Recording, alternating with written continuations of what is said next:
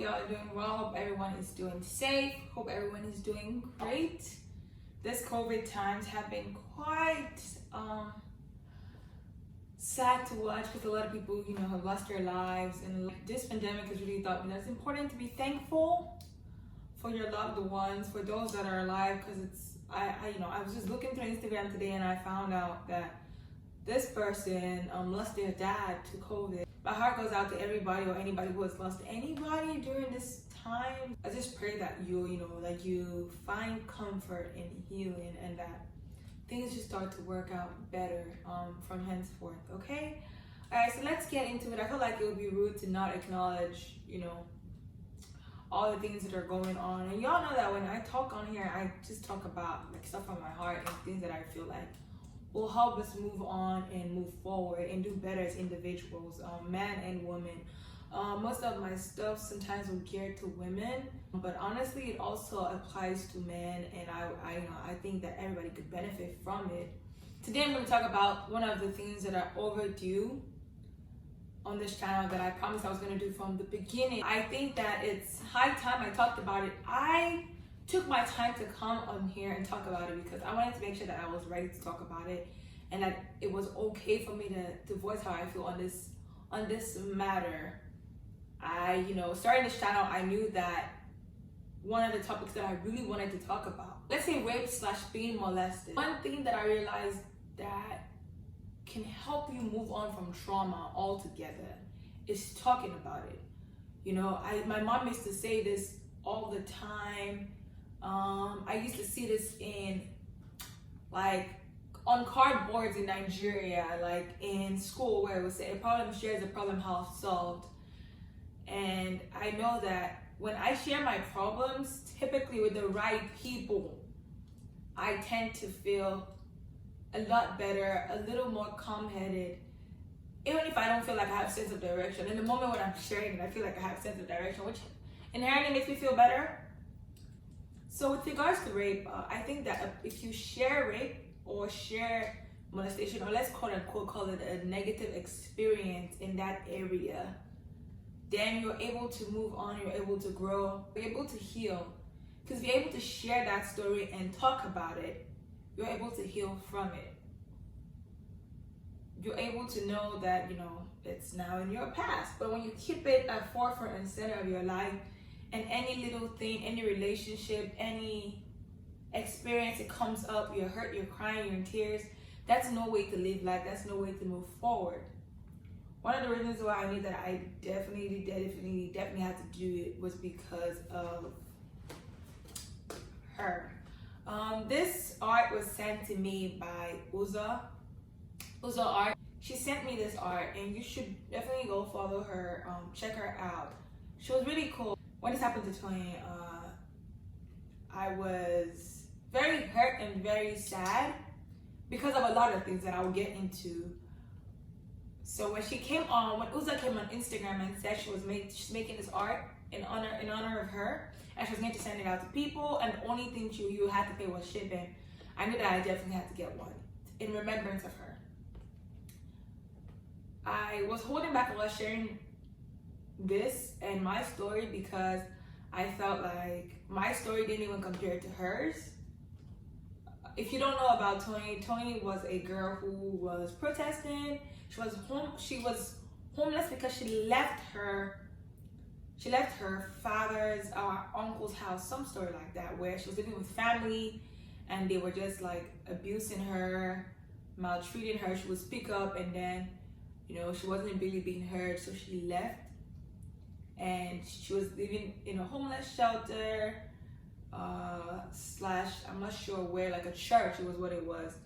And she had also been protesting, and all of a sudden, she's going from, I believe, a protest, going somewhere to find somewhere to sleep the next night.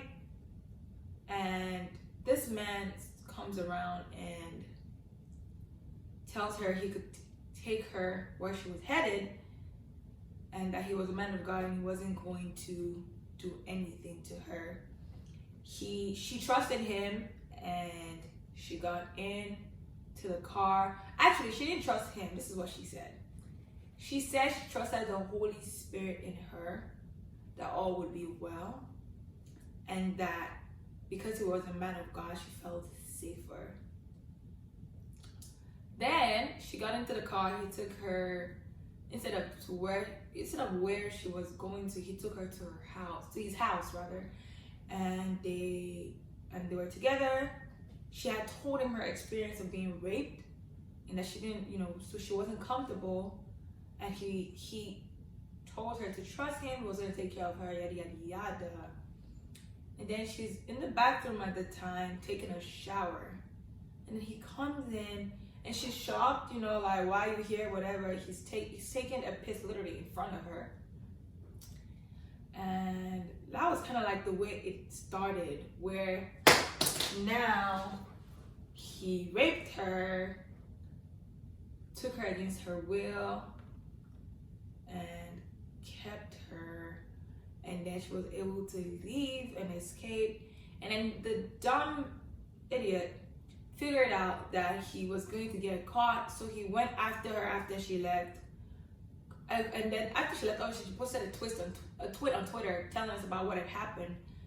And he found her, then took her back to his house, tied her, and raped her again. I believe it was 3 days, I'm not sure. For 3 days, I believe. Raped her for 3 days again. And then, when he realized he couldn't let her go again, he killed her and dumped her body in the trash bin.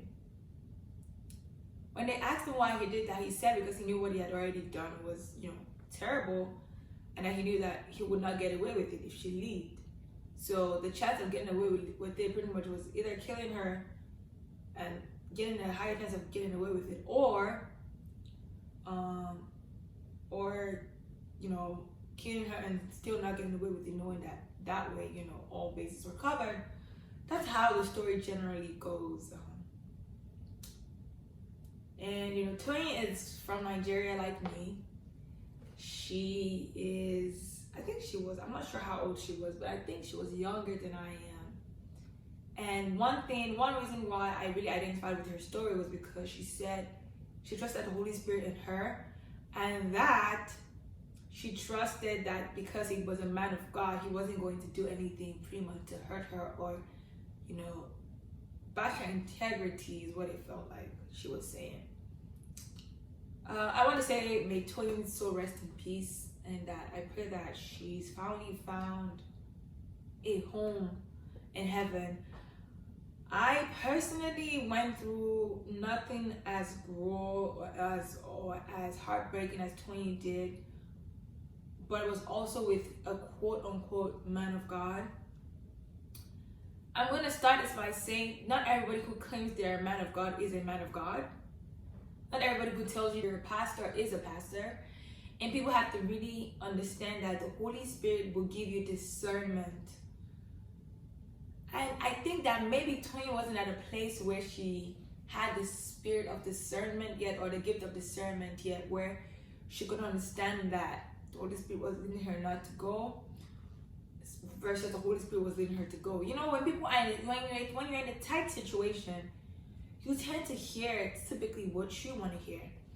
I give myself as an example. I was in this relationship recently, about 3 years ago, and before going into the relationship, I had deceived myself, saying, and I was very sure that this was the one that God had for me, that I had prayed about it, that God had sent me confirmations, that I knew exactly that this is where I was supposed to be, this is who I was supposed to get married to, this was supposed to be the father of my children, my forever partner. And I committed my life literally to this person and started to build my life with this person. I was only in my early 20s, very, very early 20s, because I'm still in my early 20s as I'm speaking to you. But I did that, and I was very sure, like I said, and years down the road, I'm like, what the heck was I thinking? What was I thinking? Why did I ever actually get into a relationship with this person? Because now I look at the person and I'm like, are you wrong for that? Like, you know that you definitely deserve better, Especially because I found out later that he would say very absurd things to my sisters. Things that were sexually inclined.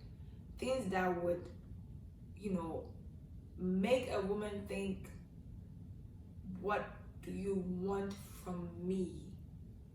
Not, oh, you respect me, or oh, you appreciate me. It's no, it's what do you want from me? And that's my quote unquote boyfriend, to be fiance, to be husband. And he led my sisters on in ways that were just provocative and insinuating of a sexual desire for them.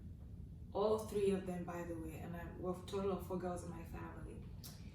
And I say this to say that I was a Christian at the time, a fresh Christian, and in my mind, because I understood what the Holy Spirit could do, I felt like I knew that I was in the right direction. I was sure about it. I was sure as my life could even, that I literally could swear my life on it, because my life could depend on it. Literally, it depended on it.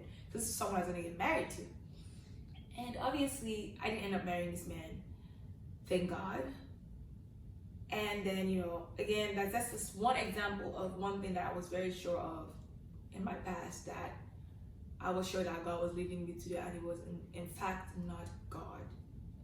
So I wonder if that was the case. I'm not saying that it was. In my experience, it was a teacher that did this to me. A teacher who was a pastor, technically. He was a youth, kind of like a youth servant at his church. And he owned a tutorial center. If you grew up in Nigeria, you know about JAM, the post you and me, and all that exams you have to go through to get into college in Nigeria. So like SAT, TOEFL, GRE, things like that, that you have here for like graduate and whatnot, graduate school, or like the HESI for nursing, for example.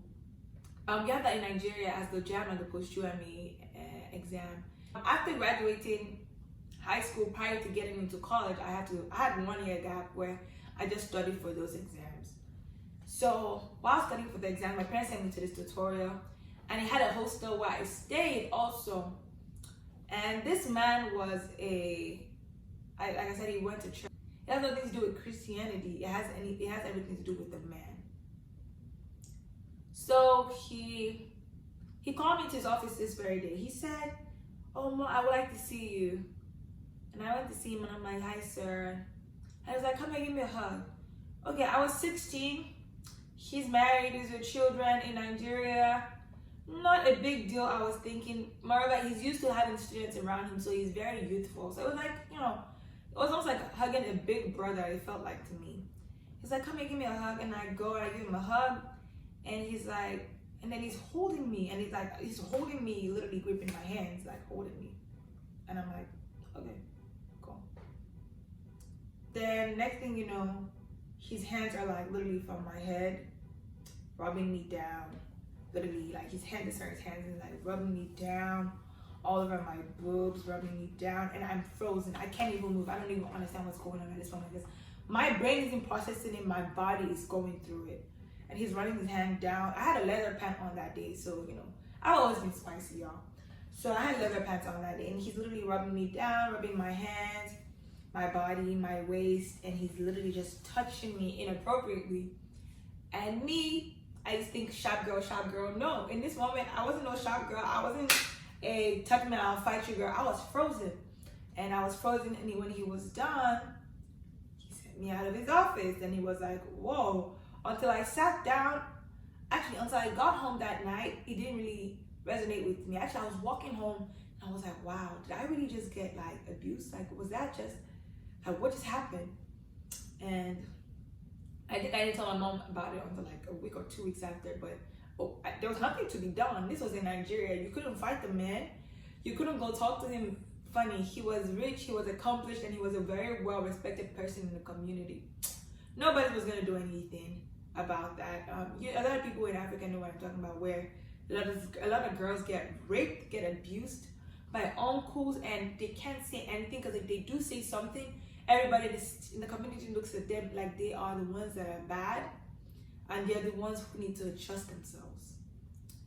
So anyways, that happened. And then another time, I was at my uncle's house, I have many, by the way. So I was at my quote unquote uncle's house, and I was there because I had to go to school the next day from there.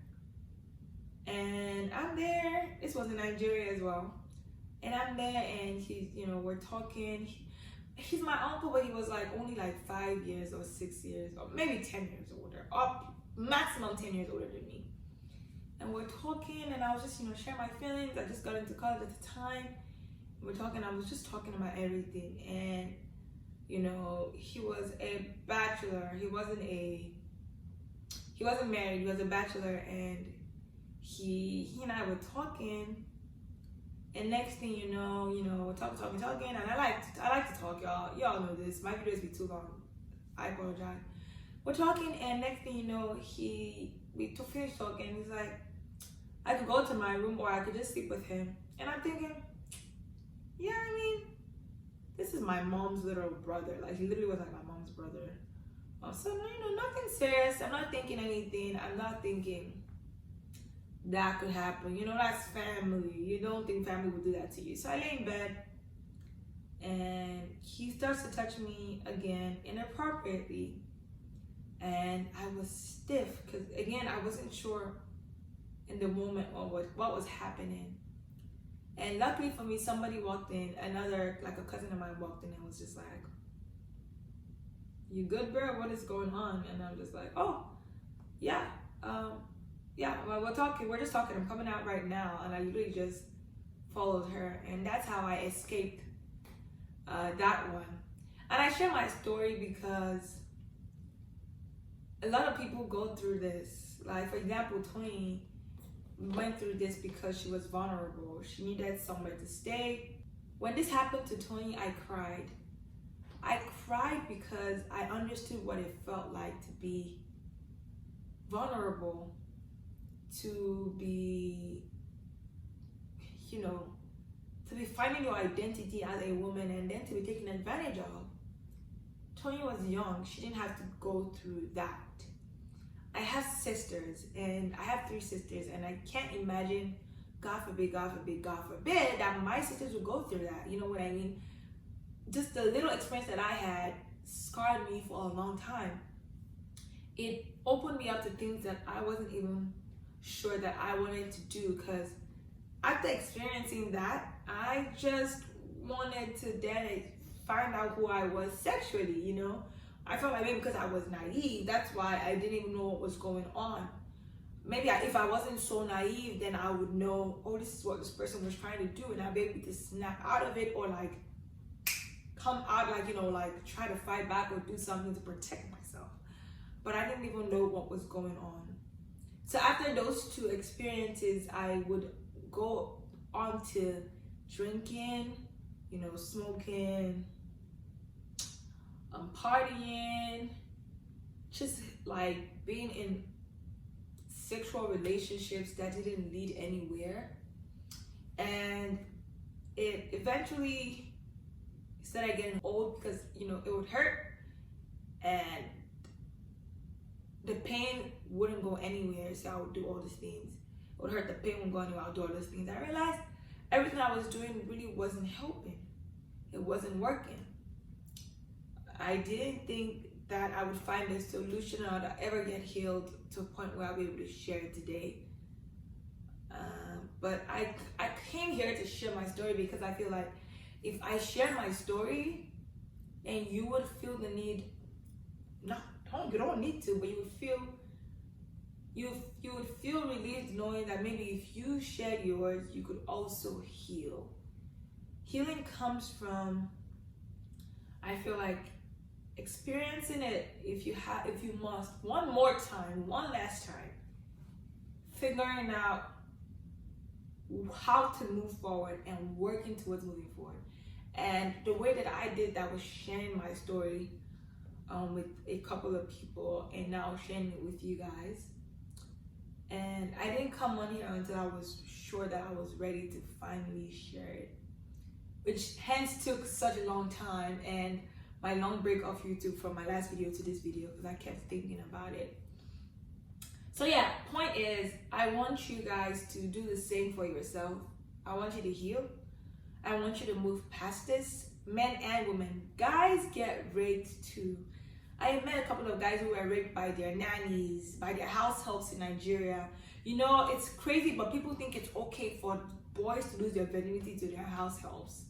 House helps who might be witches or not witches, who we've had terrible experiences with, or heard a lot of nasty things about. You know, house helps who didn't even know who they were themselves sometimes because they were so young, would end up losing their virginity to these boys who were so young as well. And people, you know, cheered the guys on when this happened to them. You know, and you know, that's crazy because they were not ready. They didn't consent. They didn't know what was going on in their lives. They were just giving their body away to sexual desires that would later cripple them eventually, because they won't be able to think. They would only think with their penises and not their brains. A lot of this man, it's because they also went through some trauma, and that's why they're so messed up. It's not an excuse because you're supposed to grow from it. And it's not an excuse for you as well as a woman. You know, the hurt happened. Yes, we're fragile. Yes, but we're not weak. We are not weak. We're able to hurt. One of the reasons why we're women is because we're able to give birth to children and bounce back. That's traumatic. We're able to, you know, be pushed down in community and society. Not that we stand for it, but we're able to bounce back. Rape is more emotional and it cuts deeper, yes, but I want us to bounce back. I want us to not let that hold us back. I want us to bounce back from it and be the best that we can be. And that's why I share my story. I want us to experience it, fine, but move on from it. I think it's time to be thankful. Toyin didn't survive, y'all. She didn't survive from her experience. And I knew that if she was alive, I think that the one thing that she would want was for you to move on. You know, you see, one thing I liked about her was that as soon as it happened, she shared the story on Twitter. If she didn't do that, bro, probably would never know what happened to her. Probably would never know,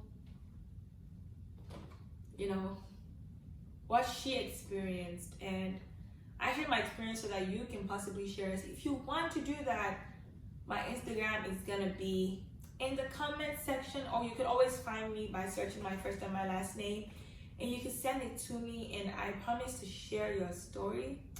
And I'm gonna have like a round table where people who are willing, that I know that are willing to share their experience, can come on and share their experiences, their abuse, their, you know, their, I'm gonna quote unquote say their experiences.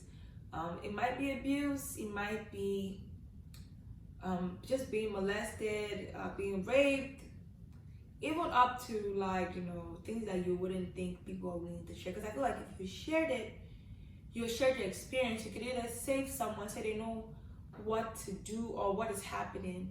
So my goal is for you to send me your stories of being raped, guys, girls. You can send it anonymously. You can send it to me via Instagram. Nobody will ever know it was you. I will never share that it was your story, but I will definitely read it out so other people can hear it, so that you feel like your story is being heard. I'm gonna read it out to others so others who watch this can hear it, and we can all heal together. It's time to look forward. I'm speaking for myself, but I'm hoping that it could apply to you too. All right, guys, that's it. I hope you enjoyed my spiel. It was definitely from my heart. I love